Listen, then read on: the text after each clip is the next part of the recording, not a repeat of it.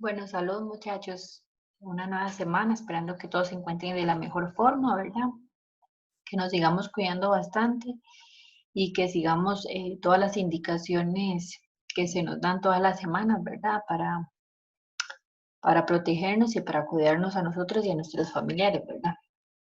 Eh, Antes de iniciar, quiero recordarles, ¿verdad? Que al final del video, cuando termina, en la parte de abajo agreguen un comentario con respecto a la reflexión que les invite a hacer o su opinión con respecto al tema que vamos a abordar, porque es parte de la evaluación que yo les manejo el control, que están ingresando, ¿verdad? Y que están pendientes de toda la materia.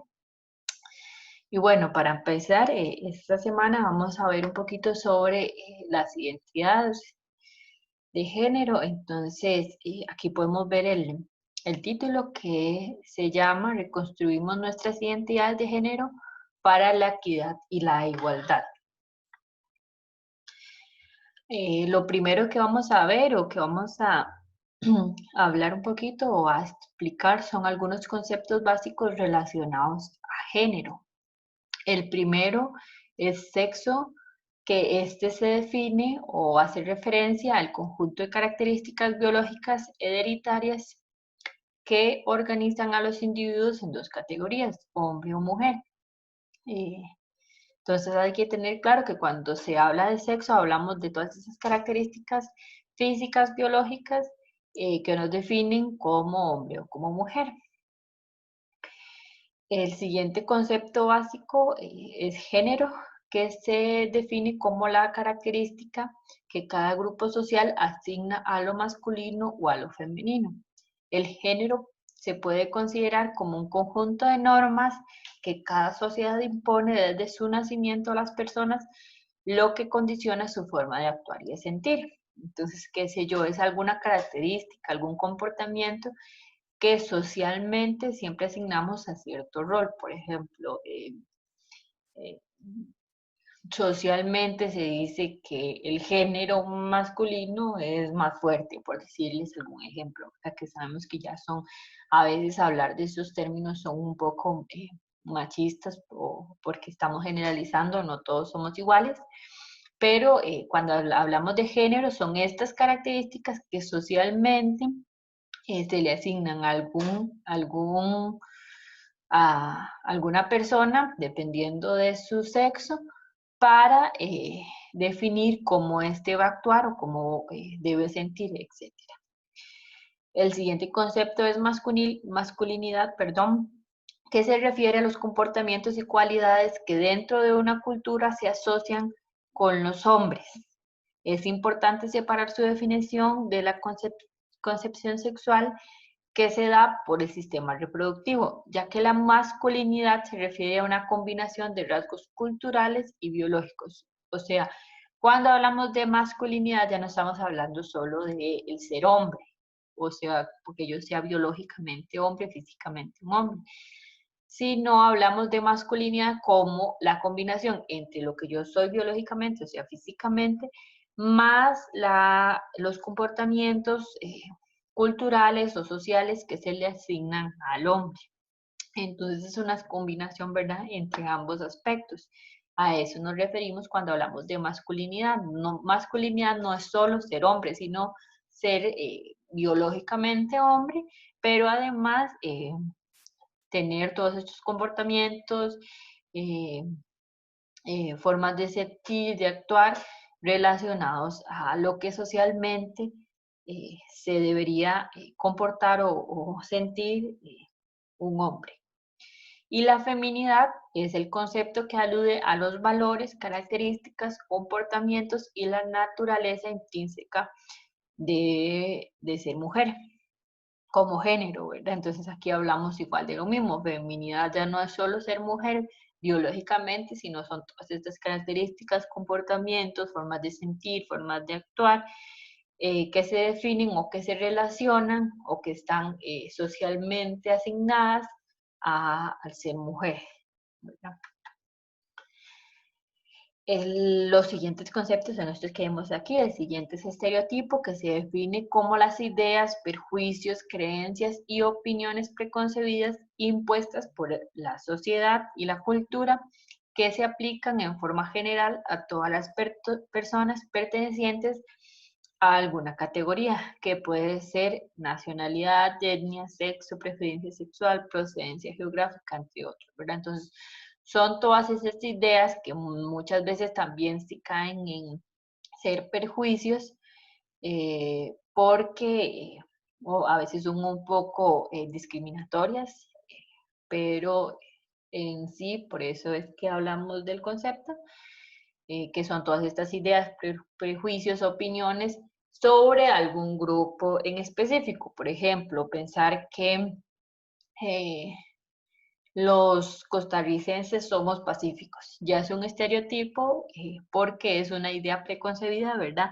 De eso, cómo son los costarricenses. Ah, como pueden decir, es que los costarricenses son cochinos, por ejemplo. Entonces, ya vendría siendo un estereotipo perjudicial, ¿verdad?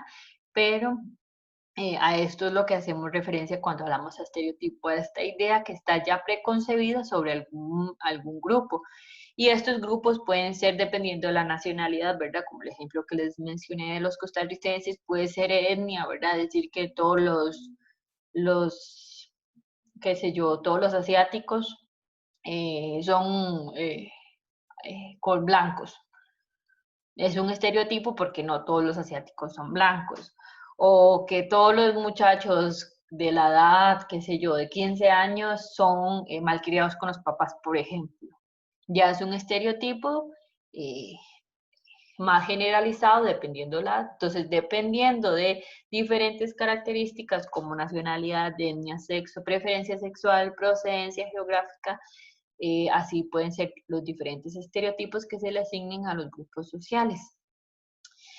El siguiente concepto es el sexismo, que hace referencia a aquellas actitudes que favorecen y perpetúan la desigualdad y la jerarquización en el trato que reciben las personas y que se hace sobre la base de la diferenciación sexual. Entonces, esto es decir que el hombre es más estudioso por ser hombre, o la mujer es más humilde por ser mujer, por ejemplo. Son estos estereotipos que se dan dependiendo del sexo.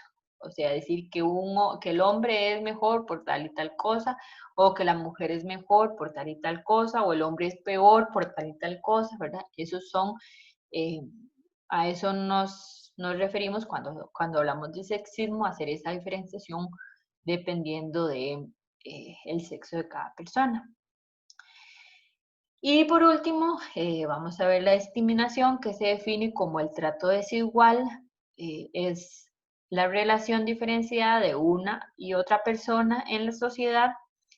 Constituye toda distinción, exclusión o preferencia que se hacen a las personas basadas en motivos de raza, etnia, nacionalidad, orientación sexual, sexo, género, religión, etcétera, ¿verdad? Entonces, es todo este trato desigual que por decir, eh, usted es del sexo femenino, entonces usted no debería jugar fútbol. O usted es hombre, entonces no debería ayudar en el hogar, por ejemplo, ¿verdad? Entonces, esta discriminación o esta exclusión que se le hacen a ciertos grupos por pertenecer o por tener diferentes características, eh, entonces se les discrimina en diferentes aspectos. Ahora bien, vamos a ver las identidades de género, que la identidad de género corresponde a todas las características sexuales y sociales con las que se identifica una persona. Es decir, si se percibe a sí mismo como un hombre o como una mujer o de otra manera menos convencional, pero también puede emplearse para referirse a la conducta social de una persona. Puede estar afectada por una variedad de estructuras sociales como el grupo étnico, su estado laboral, religión, eh, familia, etcétera, ¿verdad? Más adelante vamos a ver algunos aspectos que influyen en esta identidad de género. Pero entonces vamos a tener claro que cuando hablamos de identidad de género es cómo me identifico yo dependiendo del género con el que yo tenga o con el cual yo me identifique. Y esta identidad la van a influir diferentes aspectos. Aquí hablamos algunos de grupo étnico, ¿verdad? Entonces, dependiendo de dónde, de cuál sea mi grupo étnico, en dónde yo trabaje, cuál sea mi religión, eso va a marcar cómo yo me identifico dependiendo de mi género. ¿Verdad? Entonces, son múltiples aspectos que van a influir, pero hay que tener claro que cuando hablamos de identidad de género, ¿verdad? Es cómo yo me identifico con el género con el cual yo mejor me identifique, ¿verdad? Porque ya hoy los tiempos de discriminación esperemos, ¿verdad? Que cada vez vayan disminuyendo, ¿verdad? Que seamos cada vez personas más críticas, más conscientes, ¿verdad? De que vivimos en una sociedad diferente, que todos somos diferentes, ¿verdad? Y que al final, si yo nací biológicamente tal género, pero me identifico con el otro género, entonces es este concepto que estamos, ¿verdad? Hablando un poquito. Y como vamos a ver más adelante, ¿verdad? Eh, en esta cita que les menciono aquí, ¿verdad? El tema de identidad de género es muy variado, genera amplias discusiones, por ello es importante conocer posiciones diferentes a las nuestras, escucharlas con respeto y dar nuestro punto de vista, siempre en un ambiente de diálogo y de tolerancia, ¿verdad? Que es a lo que yo más los voy a invitar hoy. Eh, que esta clase no se trata, ¿verdad? De que todos tengan que pensar igual o que una posición esté bien y otra posición esté mal. Todos somos seres humanos, todos tenemos opiniones diferentes, todos podemos pensar diferente. Lo que yo veo bien, ustedes lo pueden ver mal, o lo que ustedes ven bien, yo lo puedo ver mal, por ejemplo, y eso es válido mientras al final del día todos escuchemos las diferentes opiniones, tratemos de respetarlas, ¿verdad? Eso no quiere decir que yo no pueda compartir o no pueda expresar lo que yo siento, pero siempre en el marco del respeto, ¿verdad? De nunca hacer sentir mal a la otra persona, siempre respetando las opiniones diferentes, los diferentes gustos, lo que pongan el nombre que ustedes quieran, pero siempre en el marco del respeto y de la tolerancia hacia las demás personas, ¿verdad? Entonces yo los invito a que siempre estén informados, ¿verdad? Que siempre eh, emitan sus opiniones, pero de una manera crítica, que no nos basemos solo en atacar a la otra persona, porque a veces el comentario que yo pienso es muy válido, como les digo, muy válido que ustedes piensen lo que ustedes quieran pensar, pero siempre pensar en que tal vez el comentario que yo estoy diciendo estoy lastimando a otra persona que piensa diferente, ¿verdad? Entonces siempre tratar de contrastar opiniones, de conversar, ¿verdad? El diálogo, pero siempre pensando en nunca lastimar y siempre respetar a las demás personas, ¿verdad? Y aquí les pongo un sabías que, ¿verdad? Que es que interfiere en la identidad de género. Algunos padres se preocupan mucho cuando su niño varón quiere ponerse el vestido de ballet de su hermana o quiere ser la mamá cuando juegan a la casita o se disgustan cuando una niña juega con camiones y carros de carrera o se niega a ponerse algún vestido. Esto responde responder a estos comportamientos desanimado, avergonzado o apenado al niño o a la niña, avergonzando, perdón, o apenando al niño o a la niña puede ser dañino para su salud, eh, para su desarrollo del género, perdón. Comparta los intereses del niño, responda a las preguntas que ellos tengan sobre las diferencias entre lo masculino y lo femenino. Esto es una cita que nos da esta asociación de Minnesota, ¿verdad? Esta asociación de niños en Minnesota. Y al final es parte de la reflexión que yo los invito a hacer hoy, ¿verdad? No se trata de que si un niño quiere jugar con las muñecas con la hermana está mal, ni que una niña quiere jugar con un carro está mal. y no debemos, ¿verdad?, reprimir o regañarlos o hacer sentir mal a un niño, ¿verdad?, porque más bien eso va a causar que se sienta mal con él mismo, sino nosotros como padres o como familiares, o póngale el título que sea, eh, debemos más bien tener un rol en el cual nosotros los acompañemos, les expliquemos, los hagamos sentir mejor, eh, para evitar, ¿verdad?, que más bien ocasionemos algún dolor o hagamos sentir mal a un niño, ¿verdad? Que ellos en su mundo apenas están explorando, ¿verdad?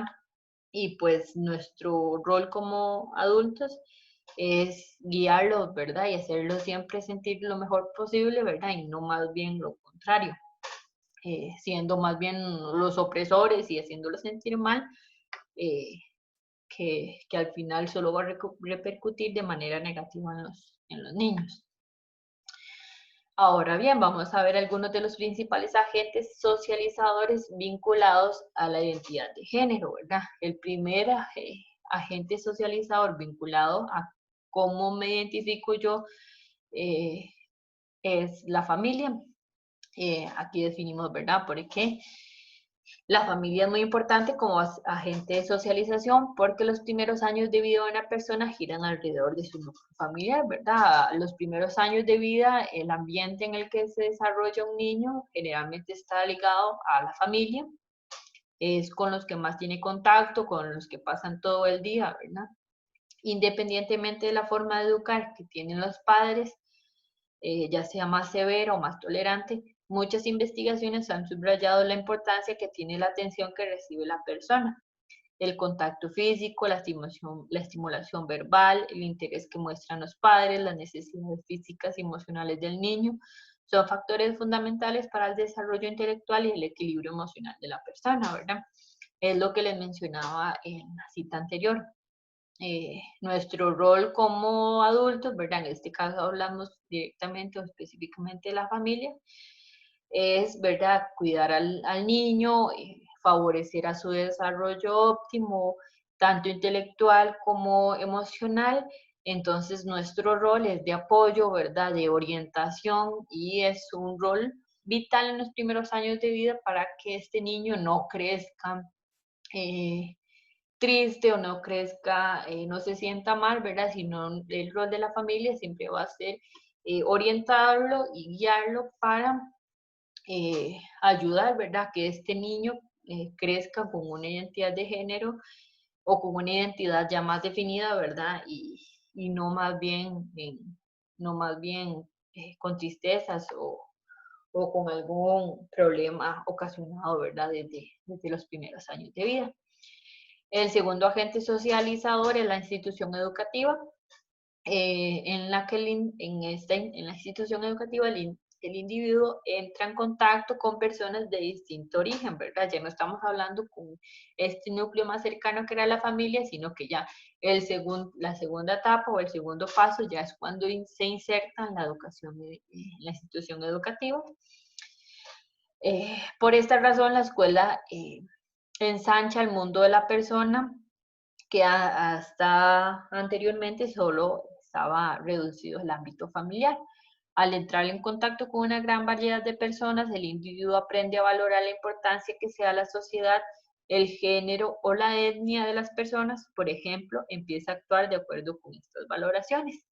Entonces, ya que hablamos, ¿verdad? Que ya no es solo lo que el núcleo familiar me dice o cómo me comporto ahí, sino ya hablamos ya de un ambiente muy variado, donde hay muchísimas personas, donde ya yo aprendo a socializar, a comportarme correctamente fuera de mi hogar, cómo debo actuar, cuáles son buenos o malos modales, etcétera, que todo esto va a ir definiendo la identidad de la persona. El siguiente es el grupo de iguales, o sea, las diferentes personas que me rodean, que tengan intereses similares, edades similares, ¿verdad? Entonces a esto nos referimos cuando hablamos de diferentes grupos de iguales. A diferencia de lo que ocurre en la escuela o en la familia, los grupos de iguales se pueden eludir el control de los adultos. En los grupos de iguales, los jóvenes ganan una cierta independencia personal que les va a resultar clave para aprender a establecer sus propias relaciones sociales y para formar una imagen de la que reciben a través de sus padres o profesores. Los grupos de iguales también permiten a los jóvenes compartir y explorar unas inquietudes o intereses, por ejemplo, la música o la moda, que quizás estas estén lejos de las preocupaciones de los padres, o algunas otras que sí están dentro de las preocupaciones de los padres, como las drogas, etcétera, ¿verdad? Entonces, hablamos del primer grupo, que es la familia, ¿verdad? Que es el primer pilar que va a ayudar, ¿verdad? A que una persona defina su identidad, se sienta de manera correcta, ¿verdad? Y vaya generando un desarrollo tanto físico como intelectual y como emocional correcto, ¿verdad? Que el primer pilar es la familia. Hablamos ya después del segundo pilar, que era la educación, ¿verdad? La institución educativa, cuando el niño hace este cambio eh, y se introduce a la institución educativa, ¿verdad? Entonces ya empieza a compartir con otras personas, ya empieza a seguir otros comportamientos y también aprende a comportarse nuevamente de manera correcta ya socialmente, ¿verdad? Y demás. Pero ya cuando hablamos de grupos de iguales, ya son como estos grupos en los que algún niño o algún joven ya se identifique más y va a seguir otros comportamientos, ¿verdad? Que siguen este grupo al cual pertenece, ¿verdad? Que se van a estar orientados por diferentes aspectos, como por ejemplo la música, un grupo de música que a mí me gusta, entonces ya ese grupo de música se comporta de tal manera, sigue ciertos comportamientos, etcétera, ¿verdad? Entonces ya eso van a definir cómo yo me comporto, cómo me desenvuelvo, ¿verdad? Y cuál va a ser mi desarrollo, cuáles van a ser mis actitudes, cuáles van a ser mis pensamientos, ¿verdad? Entonces van a influir en todos estos aspectos. Y por último, el último agente socializador son los medios de comunicación de masas, ¿verdad? Que actualmente todavía tenemos más acceso a diferentes medios de comunicación. Se ha dicho que repentinamente los medios de comunicación tienen gran influencia en la vida de las personas. Por esta razón, también se les considera una agencia importante de socialización. La televisión se ha convertido en el medio de comunicación de masas más importantes. Hay muchas investigaciones que lo demuestran. El número de horas que una persona pasa al día delante del televisor generalmente varía dependiendo del país, también de la edad o de la clase social de las personas. Aquí hablamos específicamente, ¿verdad?, de la televisión, como les mencioné. Sin embargo, creo que en los últimos años las redes sociales igual han tenido un auge muy importante, ¿verdad?, como agente socializador. Entonces ya tanto niños como muchachos y adultos, en su mayoría formamos parte de redes sociales, ¿verdad? Y aquí muchas veces nos damos cuenta de las noticias, nos damos cuenta de la última, de la última noticia, el último acontecimiento, el último accidente. De ahí nos damos cuenta de muchísimas cosas, pero esto también sirve como medio eh, socializador. ¿Por qué? Porque si ya fulanito de tal comparte tal contenido, entonces ya yo, si yo me identifico con esa persona, entonces yo comparto cosas similares, ¿verdad? O ya si tal se comporta de tal manera, entonces yo imito ese comportamiento, ¿verdad? Entonces, eh, las redes sociales, al igual que los medios de comunicación, los programas de televisión a los que uno ve, si yo veo programas de televisión, qué sé yo, de noticias, y hay otro grupo que ve de chismes, por decirles algún ejemplo, otros ven canales de música, entonces son todos estos agentes socializadores, ¿verdad? Que van a definir cómo yo me identifico, cómo yo me comporto, cómo yo pienso, cómo yo actúo, dependiendo al grupo al que yo pertenezca. Y aquí al final les dejo una reflexión que forma parte de todo lo que les he ido mencionando un poquito, que es sobre una noticia que, que, que compartieron hace unos años atrás, que se titula Los hombres con cáncer de mama sienten atacado su rol masculino. Y entonces lo que decía esta noticia es que un hombre por cada 100 mujeres sufre cáncer de mama, una enfermedad que en el caso del sexo masculino se produce a raíz de las hormonas en mucha más producción que en el femenino y cuyo diagnóstico reacciona muy mal porque siente que su rol masculino es bastante atacado, ¿verdad? Según la oncóloga, los hombres tienen hormonas circundantes en el organismo, perdón, que se pueden convertir en estrógenos y que a su vez pueden ser los que ocasionen el cáncer de mama. Según Almonacid, cuando un hombre conoce que tiene cáncer de mama, reacciona muy mal, porque la sociedad lo tiene como un cáncer de mujeres. Y hasta hace poco tiempo había desconocimiento en cuanto a este tipo de cáncer en el sexo masculino. Realmente el hombre siente su rol masculino bastante atacado, ha asegurado la psicóloga, quien no obstante ha señalado que en los casos de cáncer de mama que han visto en hombres han tenido que tratar más a mujeres que a ellos, que no han podido atender porque están afectados por esta dolencia. A juicio de la Vicenta Almosi, ¿verdad? De esa psicóloga que estamos mencionando, esto puede deberse a que el hombre maneja sus emociones de forma diferente a la de la mujer. Es más inexpresivo, se centra más en el problema e intenta resolverlo. Según ella, cuando el hombre recibe una información y un seguimiento adecuado, se reincorpora a la vida normal porque no es una enfermedad limitante, ¿verdad? Pero al final, mi objetivo con ponerles esta noticia, ¿verdad? Es que, como se dice, el cáncer de mama normalmente se asocia a que es un cáncer que solo se le da o solo le da al, al sexo femenino. Y entonces cuando un hombre tiene cáncer de mama, a pesar de que ya se tiene que enfrentar a una enfermedad, ¿verdad? Que es bastante importante o delicada, y el problema o todo lo que mentalmente significa esto también tiene que afrontar que es un hombre y que socialmente generalmente se van a dar burlas o se va a atacar o se va a decir, ¿y usted que es hombre, cómo le va a dar cáncer de mama? Y un montón de cuestionamientos, ¿verdad? Que los van a hacer sentir mal, eh, y que, ¿verdad? Que es algo natural, que es algo que no se puede evitar, que es algo que nos da cualquiera en cualquier momento, pero que socialmente no está asumido, ¿verdad? Entonces es una doble victimización que se recibe, ¿verdad?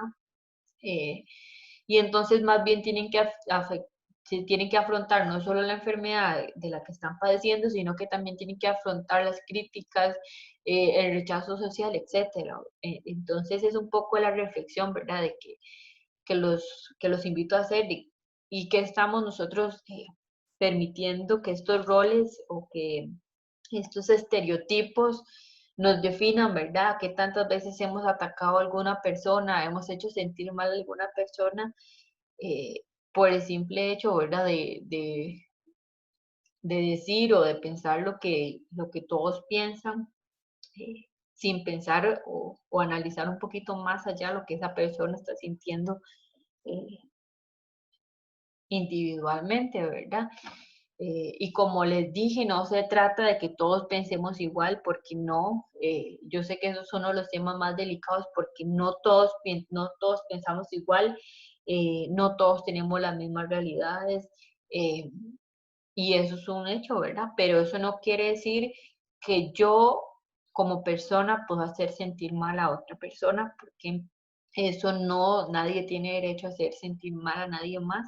Entonces, lo primordial y lo que yo los invito hoy en esta clase y la reflexión final es que siempre, siempre respetemos a la otra persona, evitemos hacer sentir mal a alguien porque no sabemos la realidad de esa persona, porque no sabemos lo que ella siente, no sabemos lo que estamos generando si lo atacamos, ¿verdad? Como pueden haber personas muy fuertes que se defiendan y que defiendan su posición, hay otros que se lo callen, ¿verdad? Que se sientan mal, que estemos ocasionando, ¿verdad? Algún problema mayor y que a veces ni siquiera nos demos cuenta, ¿verdad? Entonces, siempre invitarlos al diálogo, a que sean personas críticas, que analicen más allá de solo lo que ustedes piensan, ¿verdad? Que siempre escuchen la otra persona, que no emitamos juicios discriminatorios, ¿verdad? Que ya vivimos en una sociedad que gracias a Dios ha evolucionado, ¿verdad? Y que yo espero, ¿verdad? Que al final de esta clase de cívica y de todo el curso, ¿verdad? Que ya ustedes sean personas más críticas, con más conocimiento y que evitemos, ¿verdad? Todos estos actos discriminatorios que puedan generar algún malestar o algún dolor a otras personas, ¿verdad? Y bueno, esto es todo por hoy, ¿verdad? Igual como les dije al principio, dejen el comentario abajo con alguna reflexión, con lo que ustedes piensan, con lo que les pareció la materia. Igual ya saben, cualquier duda, cualquier consulta, solo me escriben y yo con muchísimo gusto estoy para atenderlos. Y nos vemos, ¿verdad? La siguiente clase. A cuidarse mucho, ¿verdad? Y a seguir todas las indicaciones, ¿verdad? Que nos dan cada semana. Muchísimas gracias.